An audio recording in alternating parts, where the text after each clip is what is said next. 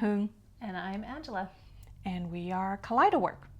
We like to work with leaders and teams to make workplaces more human-centric by diving into all of the messy human aspects. And one of those aspects today is conflicts. Nothing's more messy. So yeah, we talk to leaders and two things come up a lot. I'm not good with conflict. Yep. Or my favorite is I much prefer and much better at dealing with the work than dealing with the people and the feelings. Yeah, straightforward, fair, but that doesn't solve the problem. Yeah. Conflict will still come up. Yeah. You just put two people together because they are different, different perspective, different ways of working, you're going to have disagreement. So the way that we thought we'll talk about this is we will talk about our personal experience. If you want proof that conflict will come up no matter what, Yeah. We're it, because I think we have a really, really strong relationship. I think we both know a whole lot about having really good, healthy conflict. And guess what? We've had our own conflict experiences, haven't we? Yeah. So let's share them, because I think actually talking about it openly is important. So what do you remember about one of our maybe toughest conversation? Okay, so there was a time, and I think it was actually midway through our working relationship. It wasn't early. We had been working together for, I think, at least 3 years. Yeah, right? I was going to say like 3, 4 even years. And at the time, I was going through a lot personally. So I suffered a concussion, and so I was recovering from that. I also had my partner working out of town a lot, which meant I was solo parenting. I was navigating a lot of difficulty at work. I had a lot of stresses on me, and so I was really depleted at this point in my life.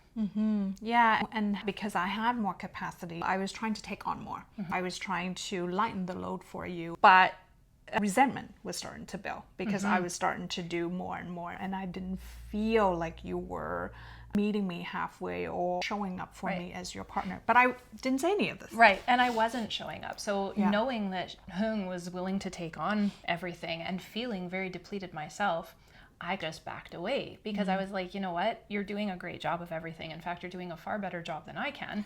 So take it. Yeah. And we talk about well-being all the time. And right now, I need to take care of myself. So I'm going to step away. And you're right. I didn't notice that any resentment was building up because I wasn't focusing on anything at that point but myself. Yeah. I was also trying to respect your space to take care of yourself. But it got to the point where the resentment was building so much that I actually exploded on you on a call. And I don't think you were expecting that because you were coming on the call and I can't even remember what it was anymore. But it was something small. Yeah. And then I just lost it. And I was starting to be really upset and say all of the things that's been on my mind, all of these feelings that's been pent up. And I think it shocked you. And I think you're like, I can't deal with this right now. I need some time. And you hung up and we left the call. For sure. I shut down, really, because I think at the time I wasn't expecting it. Yeah. Because we had gotten into this rhythm. It wasn't a healthy rhythm at all. I think it was kind of a problematic rhythm. And so I showed up expecting that for sure. And so it didn't come out in the way that I think Hung intended, but it was just a release that needed to happen. And I wasn't in the place to receive it at all. So I ended the call. And I think we didn't really talk for, I can't remember how long, but it felt long. It was like an awful weeks. period of time. I mean, you say weeks, and I think like it was probably like days that felt like weeks because we've always prided ourselves again on regular connection points and supporting each other. Yeah. And then I think I sent you a message and I said, I think we need to talk and we need to talk in person. So we met at a coffee shop. And before going into that conversation, I reflected long and hard about what is it that I need and what is it that I can offer as your partner. And so I think that was what that conversation turned into. Our meeting time is very important to me. And my ask is that we honor that as much as possible, right? Yeah. And you also acknowledged where I was at. You acknowledged that there was a lot going on. So the ask wasn't to disregard and gloss over that. I actually remember you acknowledging it and saying, I want to give you space and I also need you to show up. So it became more of an acknowledgement of where we both were at, what we both needed, because I needed the space and the support and the understanding to deal with some of these life situations, and I needed to be okay showing up even if it wasn't in the greatest capacity. I think that was my realization in the conversation, was that actually showing up for you didn't have to mean showing up at my best, as productive as you are. It meant literally show up for the conversation. That gave me the space to show up how I needed to and how I could. Yeah. Yeah, and I think for my part, a big reflection was needing to communicate with you more about how I was feeling, right? My commitment was that I'm gonna take notice of my feelings, because I think I'm so good at pushing it down and powering through, because it's my mode of operation. So I have to try to change that. So I think we both learned a really solid lesson in how to work together. And from that lesson, I'd say our working relationship has gotten so much stronger, because we don't wait for the big blow up, big conflict to happen. We actually have the small c conflict conversations along the way, so that it releases the pressure, right? And so when I start feeling like life is starting to weigh me down and I'm wanting to retreat, which is still my default, I actually let Hung know. And today like this was morning. a great example. Exactly. That's exactly what we did. So we met this morning, and usually we hit the ground running. We have an agenda. We know exactly what we want to do today. And on the car ride here, I thought about what is it that I need today so that I can show up in the best way.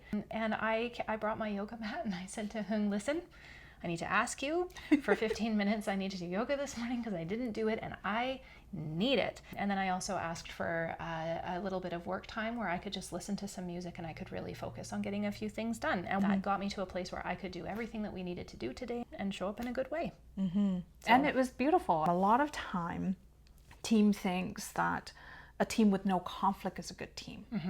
And that's not really is the goal. The goal isn't to not have any tension or conflict.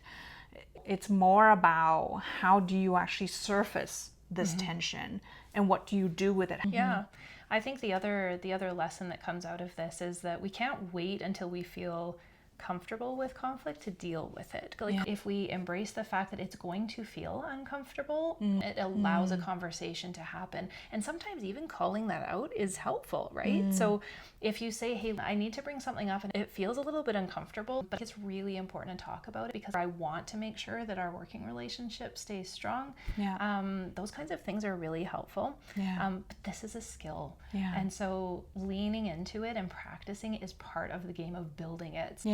And I love this advice from the book Atomic Habit by James Clear, where he talks about it's a shift in identity, right? That needs to happen first. So instead of keep saying to yourself, I don't like conflict, I'm not good with conflict, to something like I'm somebody who's learning how to lean into difficult conversation. And I think it's really helpful to actually share with people this intention of yours, right? Share with your team. We've worked with leaders where this is a competency that they wanted to work on and they shared this with the team. This is what I'm going to work on. So you might notice that I'm going to bring in some of the things that I've noticed or observed as your leader in our one-on-one conversation going forward. I invite you to lean into that with me and then maybe debrief afterward. How did that go, right? Reflect even on your own. Once you've had a conversation, what did you appreciate about the conversation? What felt good and what didn't feel good? Is there anything that you want to do differently next time? That reflection piece is so important. And I mean, coaching can help with that too, right? Is having somebody else help you process, help you acknowledge where you're at, and maybe even what's fundamentally holding you back. You know, a lot of this is just learned, right? We might not have had it modeled for us in the past, and so we don't know how to do it, or we might have these internal limiting beliefs that stop us from leaning into this. So a coach can help you work through that too. You brought up a really good point, because most people that I've coached on this, they've only experienced conflict in two ways. Either it's explosive and everybody's yelling and nobody's listening, or they grew up in a household where people just don't talk about it. You just sweep it under the rug. You're supposed to keep the peace, or that's the role that they've been trained and socialized to play. So it's a bit of unlearning that needs to happen for sure. Very much so. So that's it. That's what we wanted to share with you about the idea of healthy conflicts. Reach out if you need support, and we hope to see you at our next video. Thanks so much.